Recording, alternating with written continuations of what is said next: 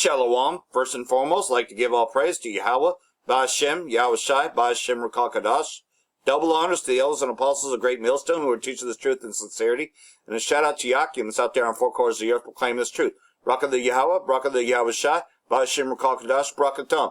So, here's what's going on, and it's happening all over, but in particularly, this is Reading, where I'm at, and these places aren't too far from where I live. I mean, I live out over on this side as well. But this is what's happening all around because, of course, the beginning of Jacob's trouble and also the Edomites are big time feeling this because this is RPD, the Reading Pigs, taking a disabled homeless woman's tent, wheelchair, etc. And so here's a video here. This is Chris, Reading Coalition for the Homeless. We're down here at Parkview Tent City, and we see the city of Reading again. They're confiscating people's things. Now, I have a picture right here at this site where a tent was where two people in wheelchairs were. There were two wheelchairs, and they were disabled, and they were sleeping in one tent here. The city of Reading has came and taken their tent, confiscated their tent while they're not here. Now, I can understand why these people that are disabled would be staying at this particular spot because the restrooms are just right over here. So you know what, again, the city of Reading is caught doing something despicable, doing something that's absolutely against humanity. Those poor people in the wheelchair are going to come back and find that they don't have any possessions left. Chris, Reading Coalition for the Homeless. So, there you go, man. You know, that's what this devil does. That's all he does. He has no mercy for his own. And in the meantime, Esau's coming hard against us Jakes, you know, especially the northern kingdom here, which is Ephraim. Because remember, the prophecy says that as he brings down Damascus, the fortress shall also cease from Ephraim, which is in the northern kingdom. So, you know, here's more. And we know that, you know, of course, these are all manufactured events, you know, brought to you by yours truly, the Rothschilds, because that's who's really running shit. And countries ain't really countries. They're just properties of the Rothschilds, and it's all really just a game of risk. They throw dice and they play around with it. That's all that this whole thing is. It's nothing but a stage.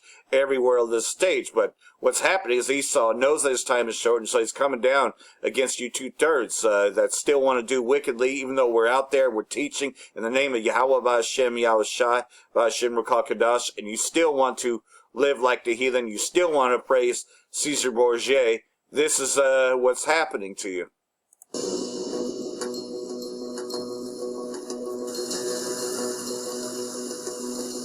You're being mowed down by the Edomites.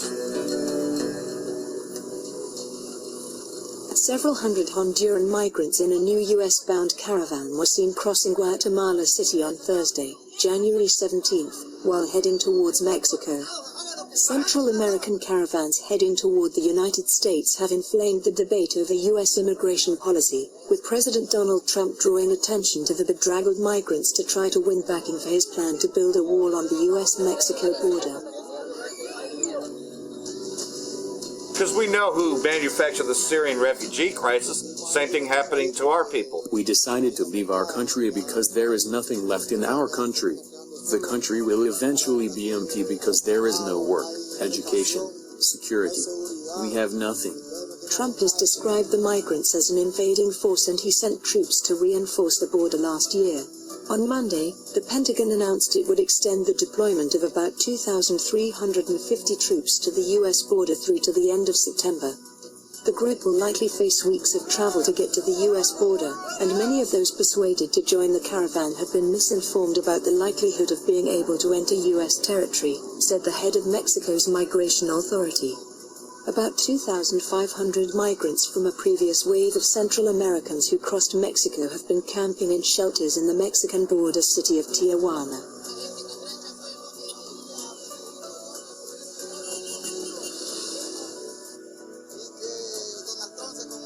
Donald Trump's heart should soften up and see that we battle to get to where we are and all the walking. You think the devil has sympathy? And we hope for the best on the way for us. This is what happens when you trust Egypt for help.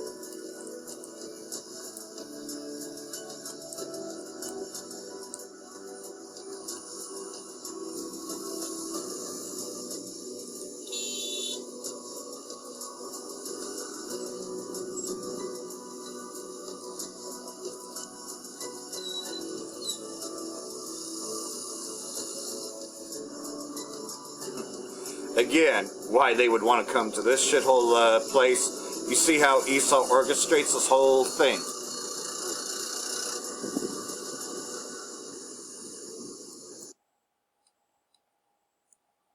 Meanwhile, as I look at both Syria and the tribe of Ephraim closely, because that's what Isaiah chapter 17 is all about. Of course, the terrorists, which is the United States government, and its proxies are in Manbij and trying to stop the Syrian Arab army and the Russian military from advancing, because, of course, it was all a smokescreen saying that the U.S. was leaving. We know that this is not true. So they have to do something. And so, of course, 4 U.S. soldiers are dead in this blast. But like everything else, though, you know as well as I do, that's just so they can make you believe that they're fighting the war on terror, that they're fighting ISIS, which is all bullshit, because America is ISIS. They are the terrorists.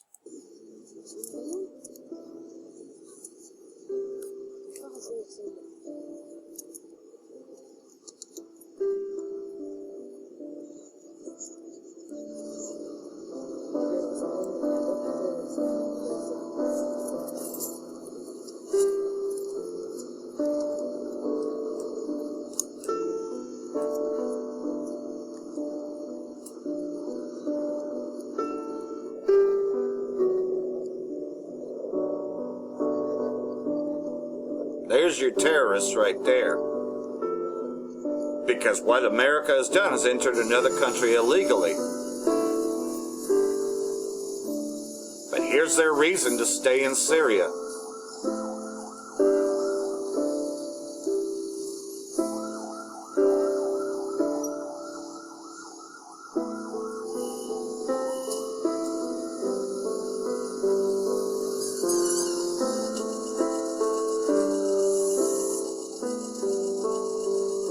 Your government that you so ignorantly support are the same ones that'll take your tent away and your wheelchair if you be homeless in that city.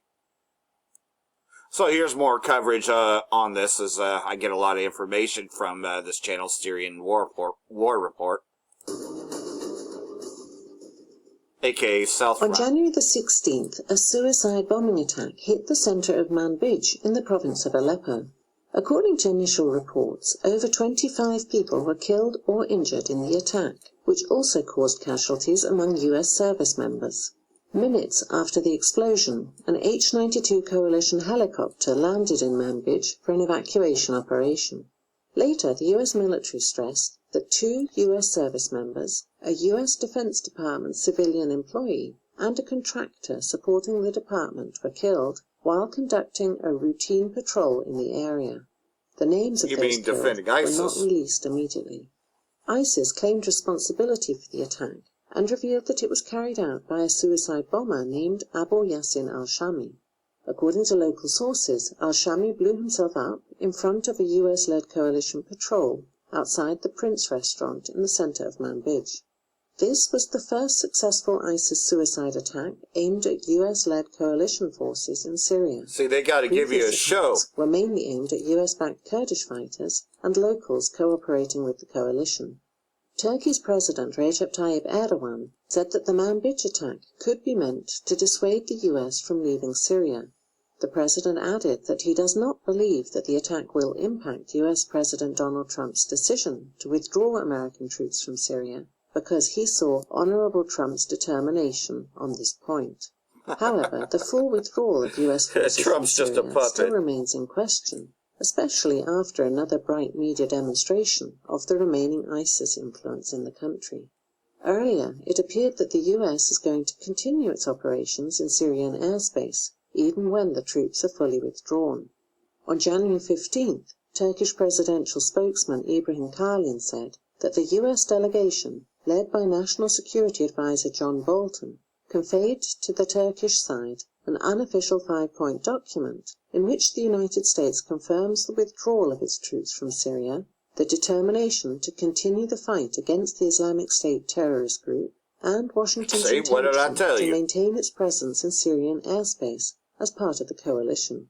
The developing US withdrawal and a reported US-Turkish understanding on a safe zone in northern Syria also forced the Kurdish-dominated Syrian Democratic Forces, SDF, to adapt their approach towards Turkey. The SDF claimed that it hopes to find an understanding with Turkey and promised to provide all necessary help to establish a safe zone. However, the group insisted that there should be international guarantees. We never posed any threat to neighbouring countries, especially Turkey. We hope and look forward to reaching understandings and solutions which would ensure stability and safety in the border areas, the SDF's official statement said.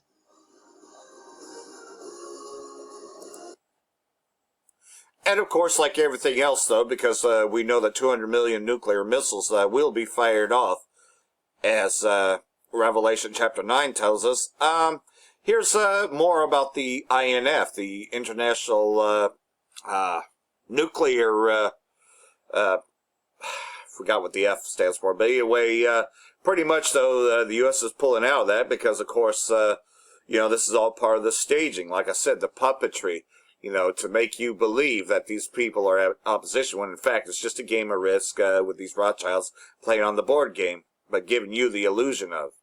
The US has said it will withdraw from a key Cold War-era arms control agreement with Russia at the beginning of next month. Now, it comes after American and Russian officials met in Geneva for talks, and the US side concluded that Moscow is in breach of the Intermediate Range Nuclear Forces Treaty, a position long held by Washington.